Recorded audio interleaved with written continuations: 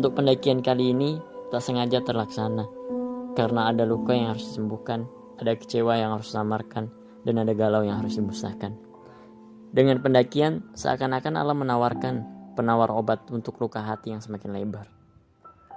Entah sudah beberapa kali hati ini tergores dengan kecewa, dengan permasalahan kehidupan, dengan percintaan, overthinking dengan masa depan. Sepertinya alam adalah tempat yang cocok untuk mencurahkan permasalahan hati, tak perlu harus bercerita tanpa henti.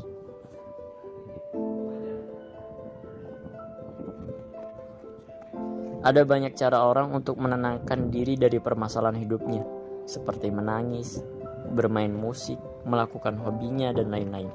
Dan cara saya untuk mengekspresikannya adalah dengan cara mendaki.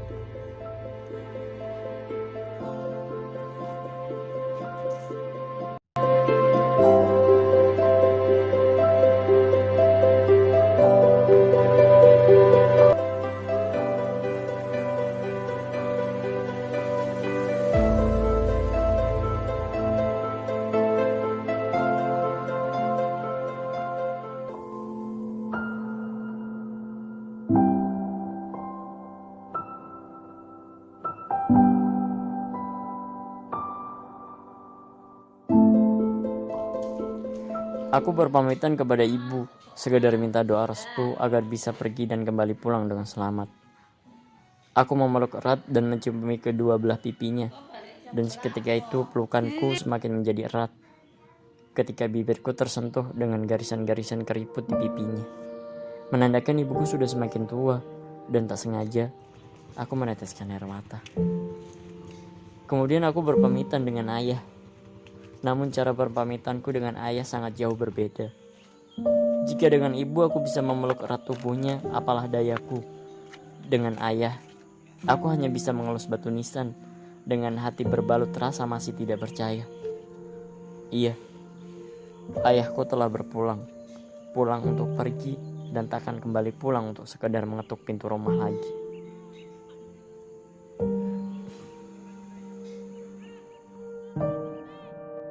Mendaki gunung pakai ini. Salah.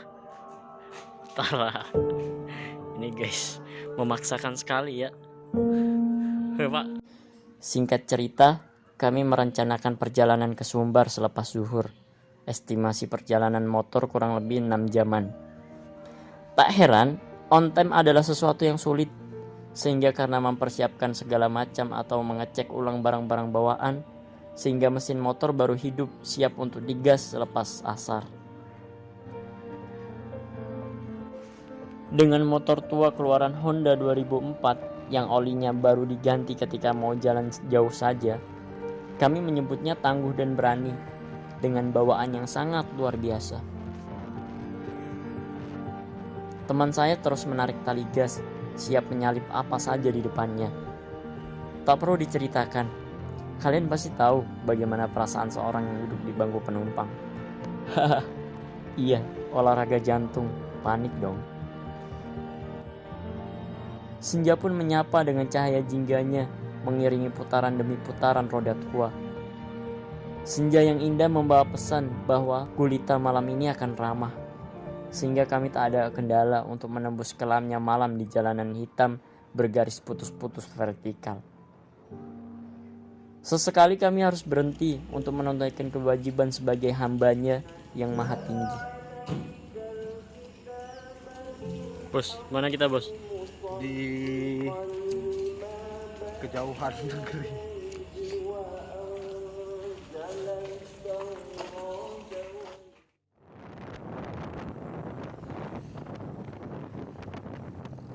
Dan dingin pun semakin akrab dengan tubuh kami seiring semakin malamnya hari.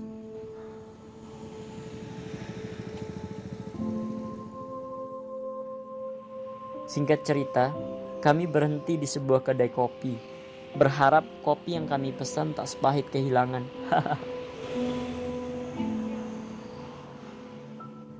Penjualnya ramah, banyak perbincangan yang dibahas, dari mulai tentang pendakian, ekonomi, sampai teori konspirasi tentang COVID yang saat ini menjadi pandemi.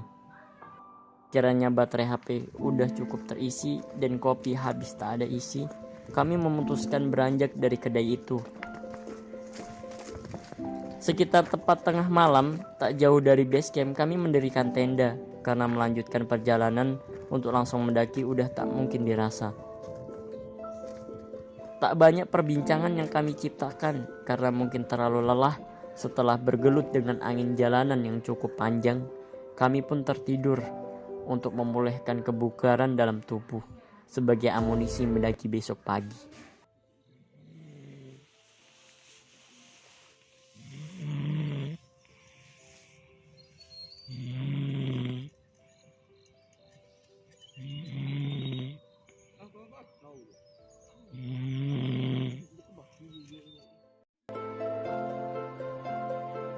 Tak seperti anak indie biasanya, ketika pagi disambut oleh kopi, pagi itu kami justru malah lebih memilih susu sebagai hidangan sambutan untuk hari ini.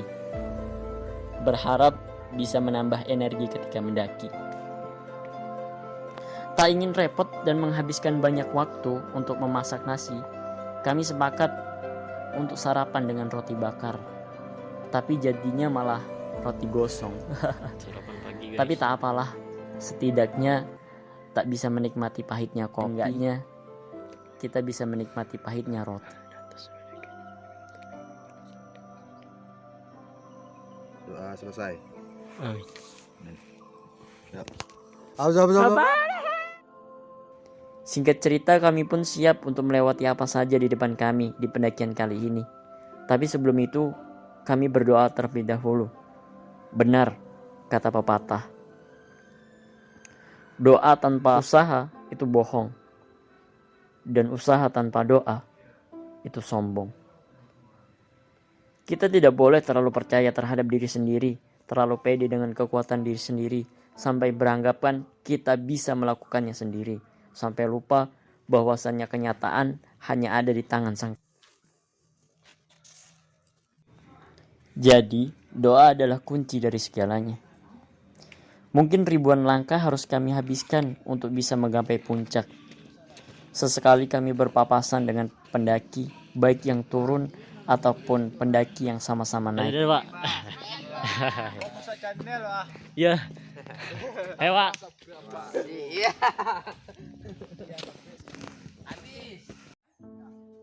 Ya, Pak. Dari mana? Dari Pekanbaru, Pak. Oh, Pekanbaru. Dari mana, Pak?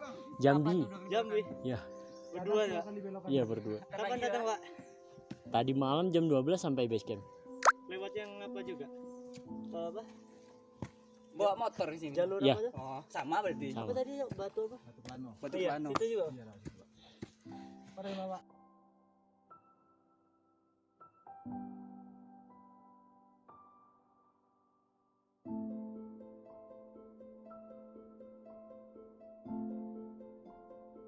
Tegur sapa adalah sesuatu yang indah bagi saya.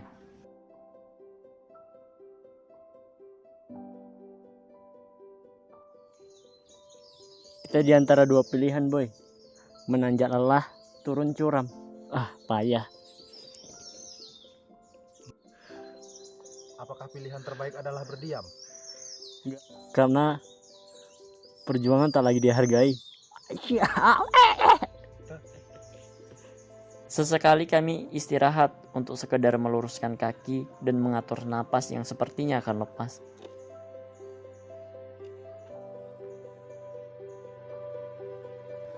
Asap rokok tak luput keluar dari mulut teman saya di sela-sela canda.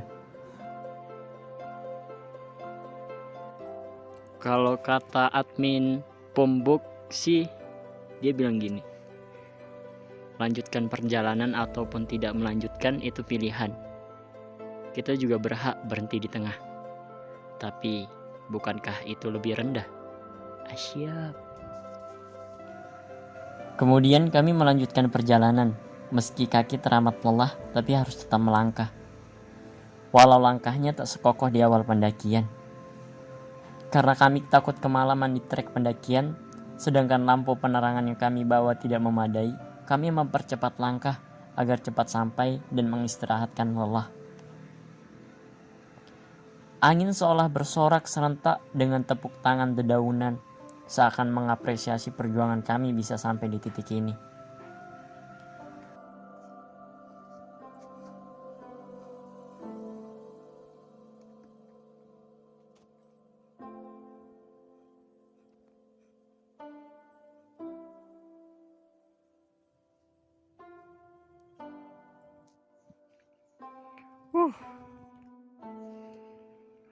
Ada nih kata-kata yang bunyinya capek boleh, nyerah jangan.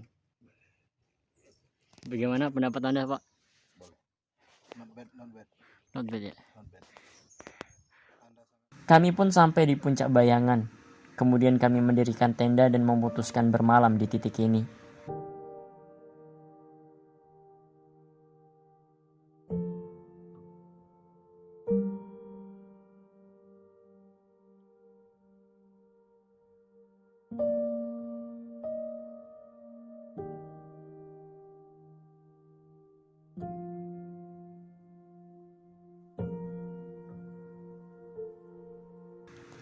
Dan tak lupa, kewajiban sebagai manusia adalah sesuatu yang utama, yaitu menjalankan perintahnya sebagai bentuk syukur kita kepada Sang Pencipta. Terkadang, untuk bersyukur ada kalanya kita perlu memandang, ada kalanya kita perlu terpejam, ada kalanya kita perlu menengadah, dan ada kalanya kita perlu bersujud. Jika tak banyak lagi yang bisa kita lakukan, berdoalah. Berdoalah dengan segenap-genapnya hati, karena Tuhan tidak pernah terlalu sibuk untuk mendengarkan doa kita. Setelah mendoakan ayah dan ibu, aku mendoakanmu. Semoga aku berjodoh denganmu.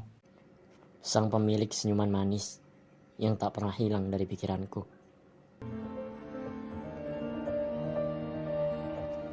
Setelah itu kami memasak. Karena roti bakar yang kami makan tadi pagi mungkin sudah habis energi untuk tubuh ini. Jadi guys, pada kesempatan kali ini kita akan memasak ini barbecue dan gabungan dengan daging Wagyu A5.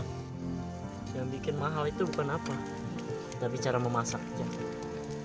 Tapi tergantung chefnya.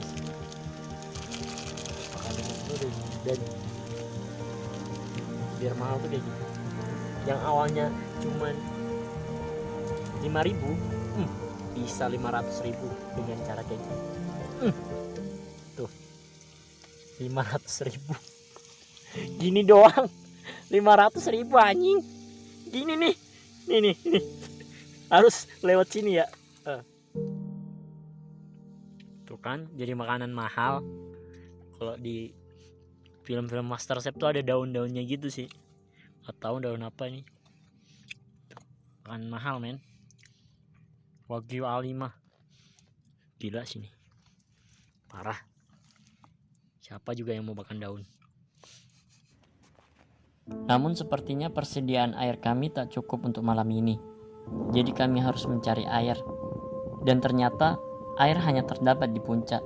Yang awalnya kami akan muncak atau summit besok pagi, terpaksa kami muncak sore ini.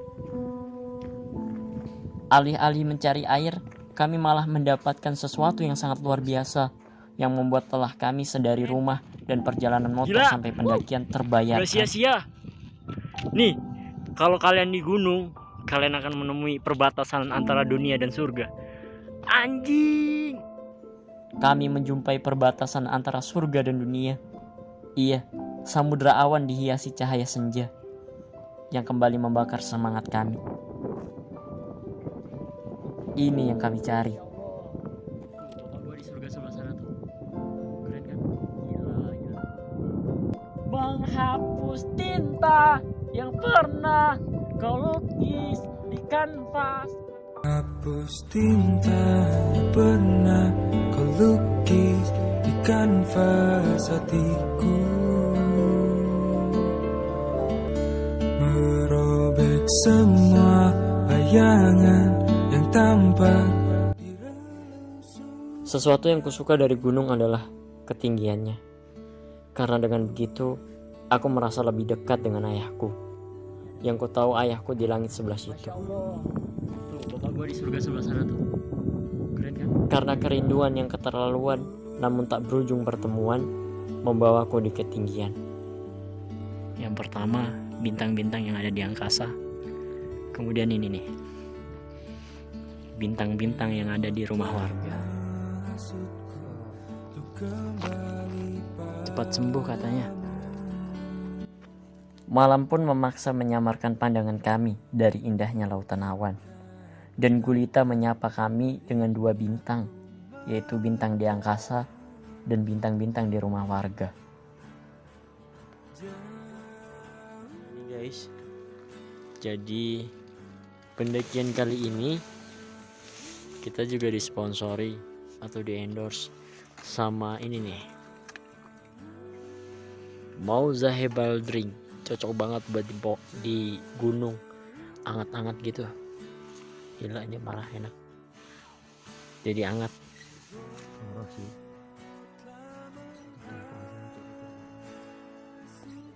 Cahaya mentari yang tersenyum menyambut pagi membangunkan kami yang siap menjelajahi puncak. Kami rencana akan mengelilingi puncak dari Kawah Merapi, Puncak Merpati, dan Puncak Garuda, dan Taman Bunga Edelweiss, sembari mengambil air untuk perbakalan turun nanti.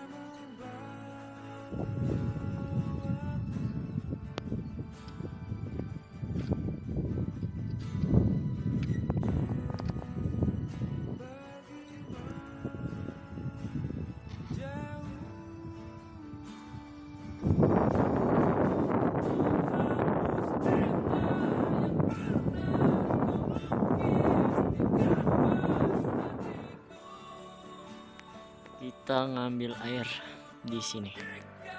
Ya, ini air yang tersisa satu-satunya di gunung.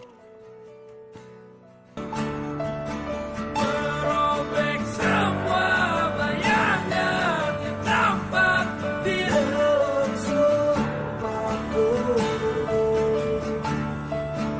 Ego telah menghasutku kembali padamu.